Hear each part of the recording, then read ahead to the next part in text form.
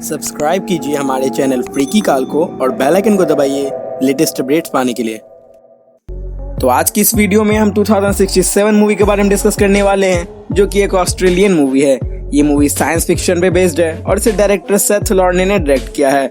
ये movie time travel के concept पे बेस्ड है और क्योंकि ये मूवी काफी नई है तो इसके रेटिंग्स काफी अप एंड डाउन हो रहे हैं। तो इस वीडियो में हम इसकी रेटिंग्स पे ध्यान नहीं देते हैं और चलिए इस मूवी को डिस्कस करते हैं और इसकी स्टोरी जान लेते हैं। And let's roll the intro.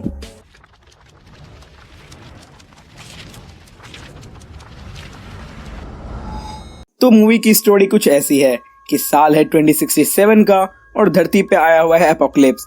Pollution और कंटेमिनेशन से पूरी धरती ढक रखी है और पूरी धरती के लोग इस जहरीली दुनिया में रहने को मजबूर हैं।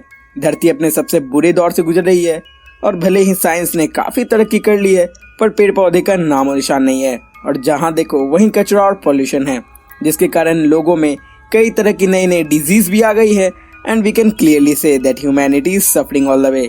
यहाँ हम मिलते हैं हमारे स्टोरी के लीड कैरेक्टर से, जिसका नाम ईथन वाइट है और वो अपनी वाइफ जैंथे के साथ इसी टाउन में रहता है। उसका काम रिपेयरिंग वगैरह का है और यहाँ हम उसके बैकग्राउंड से जुड़ी कुछ अजीब बातें जानने को मिलती है, जैसे कि उसके डैड बचपन में ही एक वियर्ड सा ब्रेसलेट लगाकर उसे चले गए थे और फिर कभी वापस नहीं आए और उसकी ब्रेसलेट भी कभी नहीं निकलती। It is a kind of a technical thing. उसके डैड यानी कि रिचर्ड वाइट एक फिजिसिस्ट थे और उसकी मॉम को उसके डैड के जाने के बाद किसी ने शूट करके उसके सामने ही मार दिया। और ईथन ने बचपन से बहुत कुछ सफर किया है।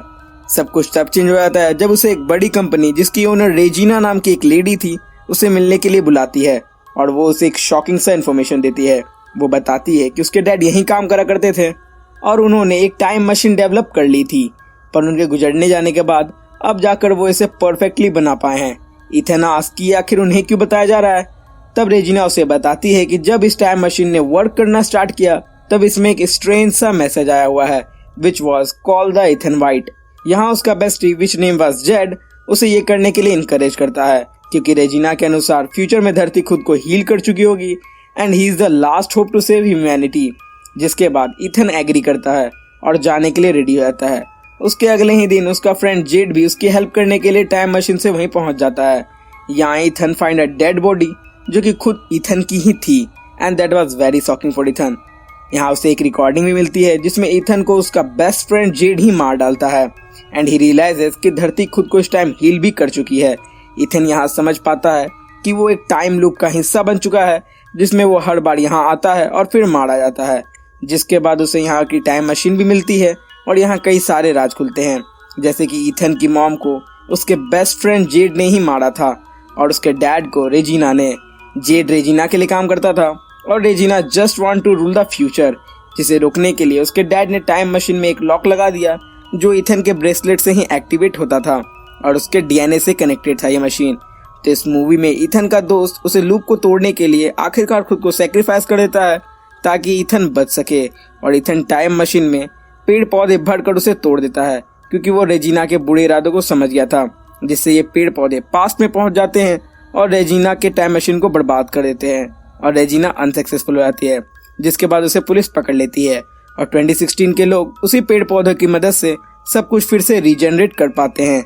एंड लास्टली इथन फ्यूचर को चेंज होता हुआ देखता है, जहाँ लोग अब नेचर और टेक्नोलॉजी के साथ मिलकर हैप्पीली रहते थे। मूवी यहीं पे खत्म हो जाती है। सो ये थी मेरी एक्सप्लेनेशन ऑन द 2016 मूवी और हमने इसके कई सारे इंटरेस्टिंग पार्ट्स और प्लॉट को कवर कर लिया है, क्योंकि इसमें स्टोरी में ज्यादा कुछ भी नहीं था। यूँ तो ये मूवी इंटरेस्टिंग और वेल डायरेक्टेड है, बट मूवी काफी लंबी और डल भी है। इसके साथ साथ ये अपनी स्टोरी को डिलीवर करने में काफी सुस्त भी है, बट ये इसका फेलियर नहीं है। मूवी काफी कम बजट की है, फिर भी डायरेक्टर ने मूवी को टाइम ट्रेवल कॉन्सेप्ट पे काफी एक्सप्लोर किया है, जिसके कारण इसे काफी पॉजिटिव रिव्यूज भी मिल रहे हैं। और मेरी माने तो इस एक्सप्लेनेशन के बाद मुझे नहीं लगता कि आपको मूवी देखने की जरूरत पड़ेगी, but still if you are a fan of science fiction तो आपको इसे जरूर देखना चाहिए। और अगर आप इसे देखना चाहते हैं तो आप मुझे इंस्टाग्राम पे मैसेज कर सकते हैं, मैं आपको लिंक प्रोवाइड कर दूंगा। लिंक नीचे डिस्क्रिप्शन में आपको मिल जाएगी मेरे इंस्टाग्राम हैंडल की।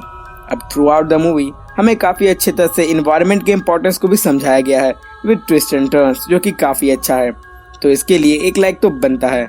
अब अगर आपको वीडियो पसंद आई है तो इसे जरूर शेयर करें और बने रहें, क्योंकि हम जल्द ही एक बहुत ही interesting movie the death of me की एक्सप्लेनेशन लाने वाले हैं।